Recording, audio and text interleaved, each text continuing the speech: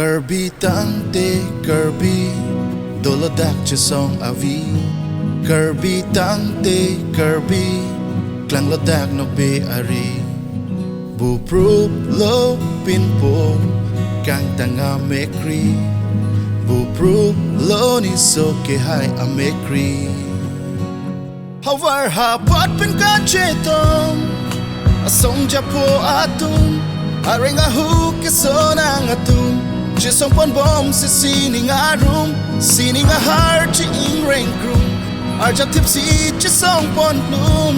Karbi Tangte Karbi aning atum. Karbi Tangte Karbi, perere ka che song aning. Karbi Tangte Karbi, turbom jinok be aning. Bu prup lo pinpo, kang tanga mekri. Bu prup lo ni so ke hai a mekri. Hawar hapat pen ka chetong, asong japo atum, arrenge hu ke sonang atum. Che song pon bom se sining a room, sining a heart chi ing rain room. Arja tipsy che song pon bloom. Karbi Tangte Karbi aning atum.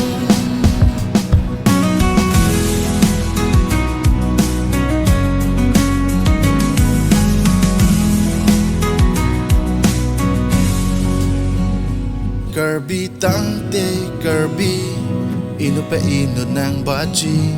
Karbi Tangte Karbi, hay hiting nok bido bomji. Bu prup lo pinpo, kang tanga mekri. Bu prup lo ni so ke hai a mekri. Hawar hapat pen ka chetong, asong japo atum, arrenge hu ke sonang atum. Che song pon bom se sining a room, sining a heart chi ing rain room. Arja tipsy che song pon bloom. Karbi Tangte Karbi aning atum.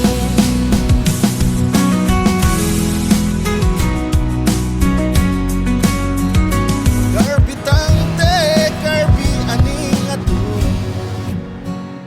Karbi Tangte Karbi, ino pa ino ng baji. Karbi Tangte Karbi, hay hiting nok be do bomchi.